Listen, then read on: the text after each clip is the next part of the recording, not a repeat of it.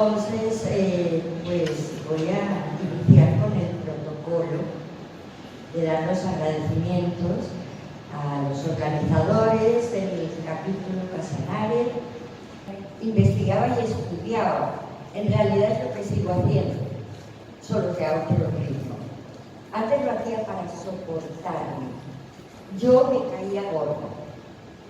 Y ahora es parte de mi proyecto de vida y el resultado es que me siento bien conmigo misma.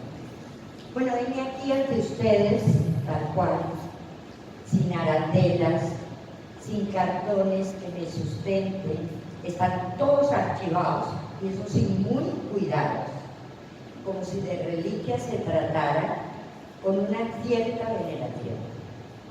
Lo que me ha funcionado es ser inquieta, es aprender a aprender, el no conformarme con cualquier respuesta, investigar las raíces y el reto de transformar mis descubrimientos en pedagogía, a la que pueden acceder hasta los analfabetos, que por cierto, tengo varios amigos y amigas que sin leer ni escribir se desenvuelven mucho mejor que yo.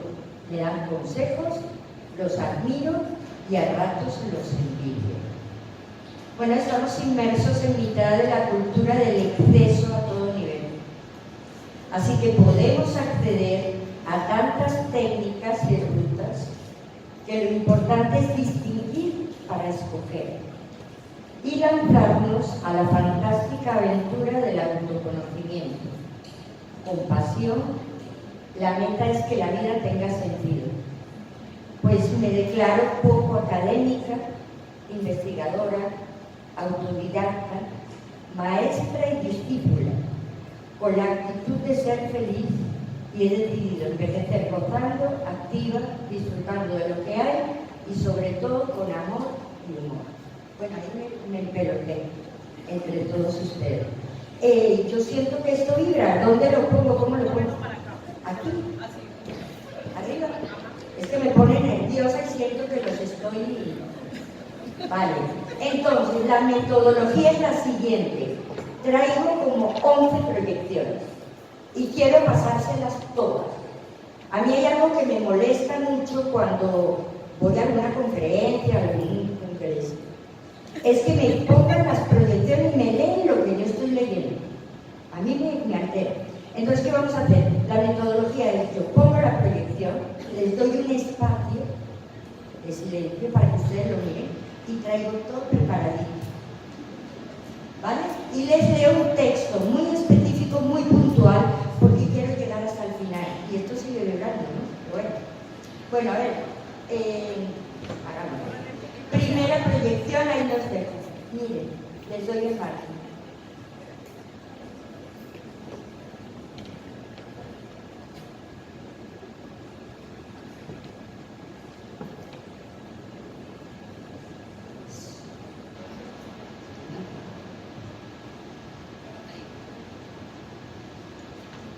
¿Sí? ¿Ya alcanzaron?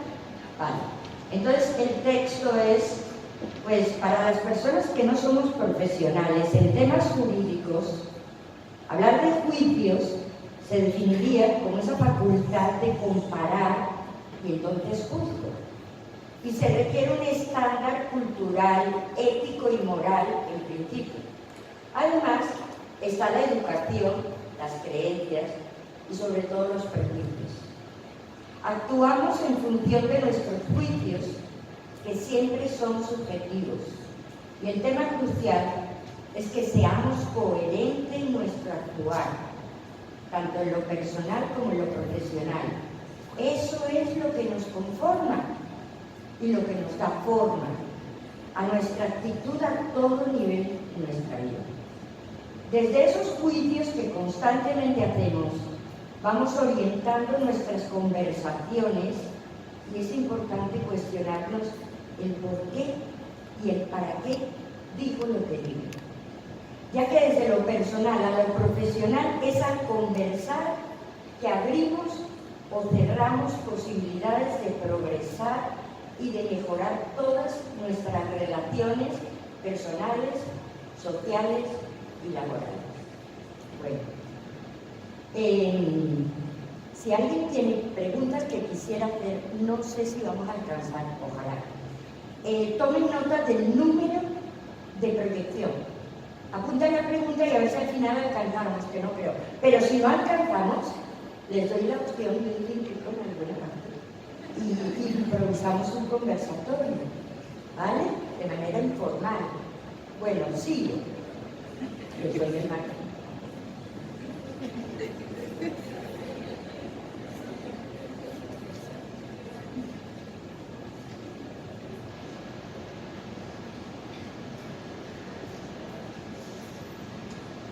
Pues bien, el texto de esta segunda proyección es: a veces el gran quiebre u obstáculo en lo profesional es que creemos saber, y entonces no se suele preguntar, y en realidad lo importante viene siendo el saber hacer y no caer en rutinas que nos impiden tener en cuenta el contexto y sobre todo a la persona que tenemos al frente. Me estoy dirigiendo a los abogados, ¿no? Yo creo que los abogados a veces no tienen muy en cuenta a la persona que tienen al frente. Están tan inmersos en su saber que a veces se olvidan, ¿no?, de la persona que tienen al frente. Y teniendo en cuenta que esa persona es única, al igual que la situación. Que las rutinas son nefastas, siempre, porque no permiten que actuemos desde la conciencia.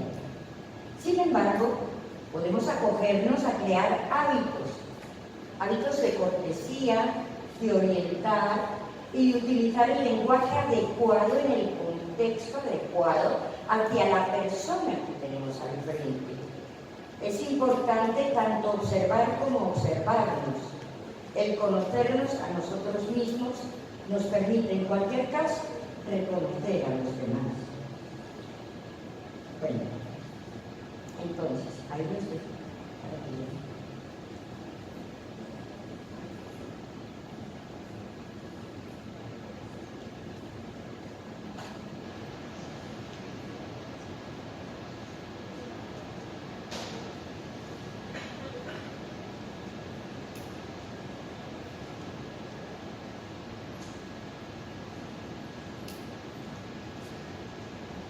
Pues bien, personalmente me he sufrido esas rutinas defensivas.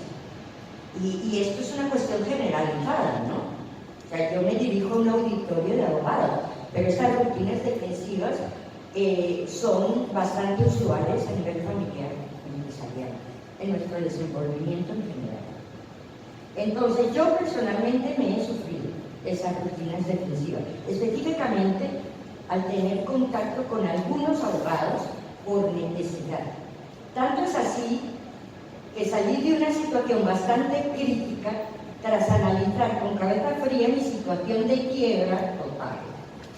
En parte por confiar, además de la falta de experiencia, pero sobre todo por el estado emocional tan alterado, sufriendo yo lo peor, sentirme traicionada. Y entonces decidí que en lugar de recurrir de nuevo al servicio de un abogado, enfrentaría la situación a través de la personería. Y perdí el proceso, sin mayores consecuencias. Más allá del desgaste personal, sin embargo, no perdí la lección, que al menos salvé la única propiedad que me quedaba. Entonces les estoy hablando como el que está al otro lado del escritorio del abogado, ¿no?, y de la decisión que yo tomé, como lo menos peor, ¿no? Entonces, me perdí. Bueno, al menos salvé la única propiedad que me quedaba. Les hablo desde el rol de cliente y con todo el respeto que me merece la profesión de todos ustedes. Y de ahí el título de la conferencia: ser y estar siendo abogado como una actitud de vida. No es solo una profesión, es una actitud de vida. Bueno, sigamos.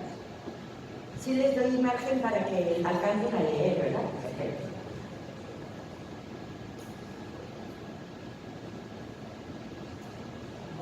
entonces llegamos al tema de la eficiencia.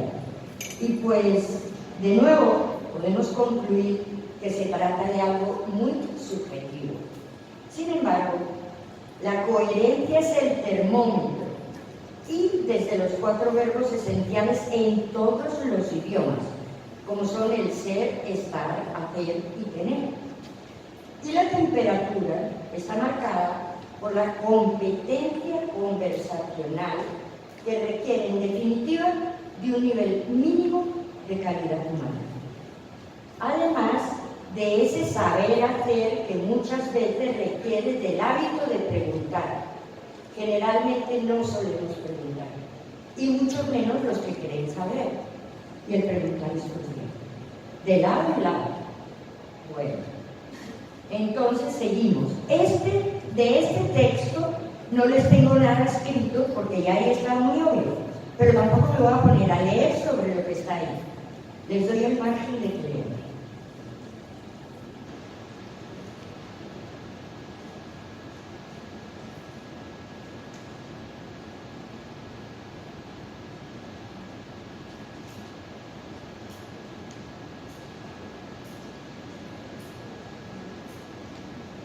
Y bueno, aquí poca cosa se puede decir, pero bueno, es una cuestión real que conversar es lo único que nos permite llegar a un entendimiento o a un rompimiento definitivo, pero que es lo único que nos puede,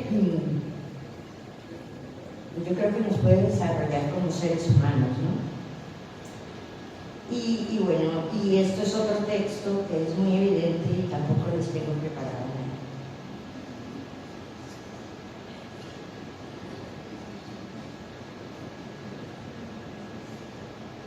Y bueno, aquí en definitiva lo que viene a decir es que todo gira en torno a las conversaciones y que a veces se destruyen las familias, se destruyen pues, las empresas, las regiones, los hermanos, por falta de conversar. Y cuando ya es mucho el tiempo que no se ha conversado, pues a veces no hay ningún puente que pueda servir para ir al otro lado, ¿no? Ya, como que ya es difícil. Bueno, entonces sigamos.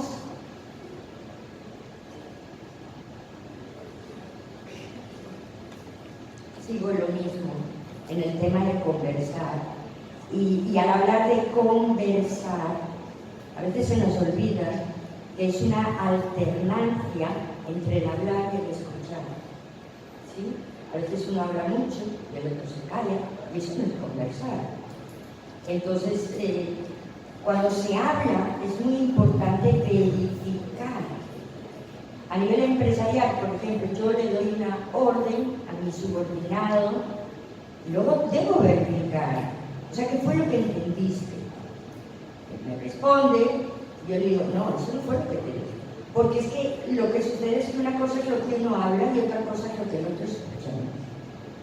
Y lo mismo al escuchar, hay que verificar la escucha.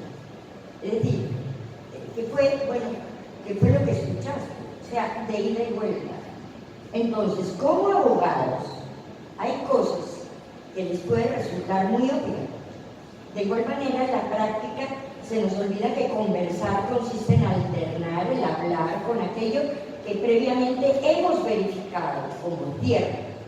Porque a veces hablamos con base a suposiciones. Y aquí, pues yo no soy abogada, pero yo he aprendido que debo verificar. ¿Sí? Y evitaríamos muchos pleitos, por ejemplo. ¿Sí? Entonces siempre hay que verificar que eso es cierto y escuchar. Sucede que la mayoría de las veces una cosa es lo que yo hablo y otra muy distinta a lo que el otro escucha. Así que otro hábito muy sano consiste en verificar la escucha. ¿Cómo? Preguntando. Les cuento que uno de los síntomas más evidentes de baja autoestima es no preguntar. O sea, una persona que tenga un nivel de autoestima aceptable, pregunta. ¿Sí? Eso es una acción. Suena bien. Bueno. Entonces, todo esto es para confirmar que lo que yo escucho se corresponde con lo que están diciendo. ¿De acuerdo? Bueno, aquí el tema es distinciones. Los dejo que miren así como por encima.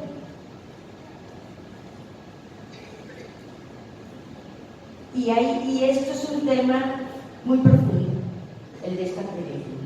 Aquí todo lo estamos mirando, pues abuelo de pájaro, porque yo no pretendo que aprendan nada. Yo lo único que pretendo es despertar inquietudes. Ahora se vayan de aquí como diciendo, pero esta señora tan rara que fue que habló, ¿no? Y lleguen a sus casas a indagar. Esa es mi meta realmente, crear inquietudes, no pretendo más. Entonces llegamos al tema de las distinciones.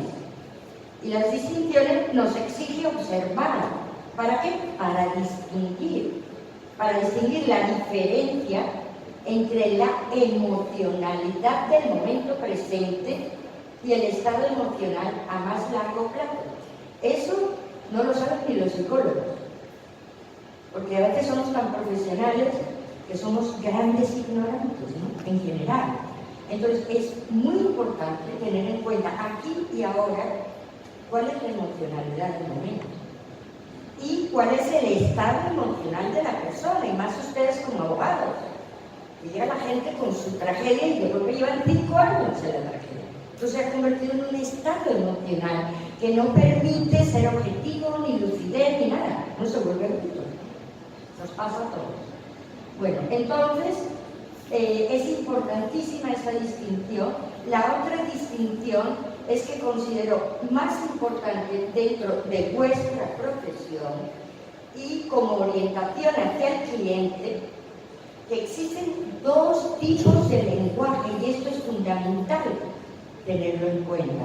Hay un lenguaje que es descriptivo, o sea, el culebrón, diciéndolo coloquialmente, pero hay otro lenguaje que es generativo, donde uno genera una emoción en la persona, donde uno puede generar dentro de la confusión un estado de seguridad, de reafirmar a la persona, de que eso le pasa a mucha gente, que no está salado, ni le han hecho brujería, porque la gente se monta esas películas.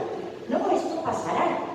O sea, la forma de conversar, y sobre todo para un abogado, es importante que entiendan que aparte del descriptivo hay un lenguaje que es generativo. Yo creo que eso se propicia desde la actitud humanista, que es de lo que carecemos en general, ¿no? Y bueno, ¿qué más? Bueno, aquí un poco de carretita. El más importante es el generativo, es decir, el que genera emociones y que en ocasiones puede transformar la actitud del cliente, ojalá en positivo. Y en mi caso personal, es que la verdad, yo tras el contacto con abogados, juzgados, fiscalía, yo salía asustada, deprimida y con una sensación de estar como mosco en leche, que me hacía sentir perdida, impotente, bruta, desvalida. Todo eso, el poder que tienen los abogados, ¿no? Y sí, o sea, es tal cual. Y seguramente por eso estoy aquí en este momento.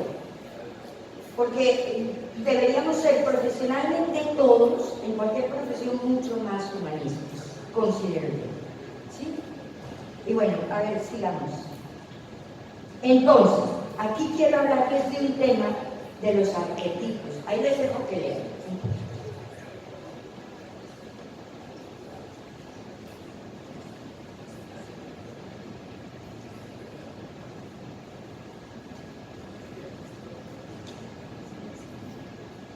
Bueno, espero que lo hayan leído.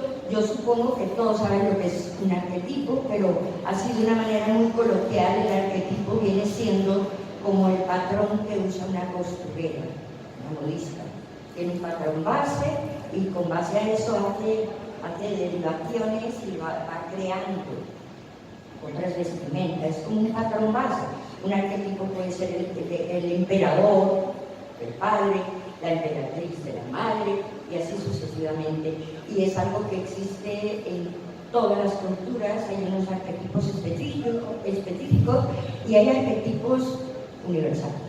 En este caso, escogí el arquetipo de la víctima. Y al respecto, quiero decirles que yo me veo reflejada, me he visto reflejada, pero que tengo retrocesos. Y hay momentos en que me veo que me he visto de la víctima. Como ser una víctima es muy adictivo, Yo ya tengo conciencia, no me lo permito. Me reconozco, lo acepto y digo, no voy a caer en tu trampa. Entonces, yo les pido disculpas. En serio, esto de conocer un poco sobre los arquetipos puede ser de gran ayuda. En realidad lo que yo pienso es que seguro ustedes se encuentran con clientes que los hacen sentir víctimas también. O sea, eso es de lado y lado, porque yo creo que los abogados muchas veces acaban siendo las víctimas de sus clientes. Entonces les dejo tan solo la inquietud, porque esto es un tema muy extenso y pues el tiempo no da para eso, y que es una cuestión a analizar en profundidad, y paso a ser un poquito más osada de lo que he sido hasta este momento, y les voy a dar recomendaciones, que yo sí soy atrevida, y recomendaciones de mi cosecha. Eso me hace sentir muy importante. Entonces, pues nada, aquí vienen las recomendaciones, y aquí sí voy a leer sobre su lectura. Recomendaciones de abogado-cliente. O sea, soy tan osada que yo les doy recomendaciones a ustedes como abogados por si les sirve. Entonces yo considero que si crearan un formulario con indicaciones básicas, en la primera cita le dan ese formulario al cliente en donde le dan unas indicaciones muy sencillas. Eso permitiría una comunicación más fluida. Se ahorraría tiempo, energía, y la persona a la siguiente cita, que es la que realmente se plantea el problema, ya viene mucho más con la cabeza más organizada. Entonces ese formulario se podrían dar indicaciones del tipo de deben ordenar cronológicamente los hechos, porque cuando uno llega ofuscado con su drama, uno dice que hace 10 años, que la semana pasada, hasta hace 6 meses, y uno vuelve un culebrón toda la vida, y vuelve uno loco a los pobres abogados también, ¿no? Entonces, ¿qué hay que hacer? Decirle el proceso, ordene, elimine todo lo que no sea concerniente al caso, tener en cuenta que una cosa es la historia que usted está viviendo, ¿sí? Y que nos contamos a nosotros mismos, porque fundamentalmente muchas veces esa historia no corresponde. Es la historia que uno se está contando a sí mismo, ¿sí? Y uno se está cuenteando y convenciendo que es la víctima, ¿sí? Entonces, hay que explicarle que ante la ley solo cuentan los hechos, que se pueden sustentar con pruebas. Entonces, como decirle al cliente, mire, elimine papá, ordene las ideas cronológicamente y solamente hablen de lo que podamos probar. Y recoja pruebas. Y recopilar toda clase de documentos que sirvan de testimonio real, pruebas tangibles y testigos. Y aquí yo más atrevida todavía, les doy recomendaciones de las competencias que yo considero que son importantes para un abogado. Y esto se lo digo con amor y con amor, ¿no? Pues es importante que hagan un proceso de autoconocimiento, porque eso facilita conocer a la persona que se tiene al frente y facilitan todas las relaciones de cualquier tipo y nivel. Que adquieran nociones básicas de psicología, temas relacionados con los arquetipos, porque van a reconocer qué arquetipo trae, de qué arquetipo viene investido el cliente, y eso es clave. Tratar de documentarse sobre el coaching y sobre todo sobre el tema de observar y observarse a sí mismo. Algo de cultura general, historia, porque a veces somos tan especialistas. Y para que nos podamos poner en contexto, no es lo mismo un cliente pastuso que uno costeño que una española, ¿no? O sea, no es lo mismo, porque el contexto cultural es diferente. El humanismo es fundamental porque estamos llenos de prejuicios todos. Hay que soltarlos, porque yo soy más como abogado. El emprendimiento y la innovación, no se queden ahí como la doctoritis ahí a bordo creyendo que saben. No. Esto que está sucediendo, que yo esté aquí en este momento, es la prueba evidente de emprendimiento y de innovación en 40 minutos. Y derechos humanos, ortografía. O sea, yo veo a un abogado y veo una falta de ortografía, mejor dicho, pierde credibilidad. Y ahora hay unos horrores de ortografía, eso es importante, chicos. Ahora estoy diciendo a los estudiantes, ¿no? Y idiomas, y ya les digo lo último.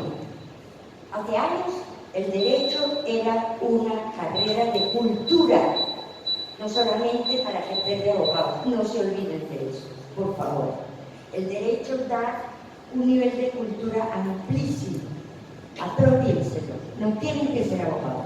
Pueden estudiar derecho, después no desenvolverse bien en ese tema, en las cuestiones legales, y ustedes pueden escoger lo que les dé la gana en la vida, lo que los realice, ¿sí? Y ser abogado es una actitud de vida que la pueden ejercer como diplomáticos, como lo que les dé la gana. No se dejen contear, sean felices, los amo. Gracias.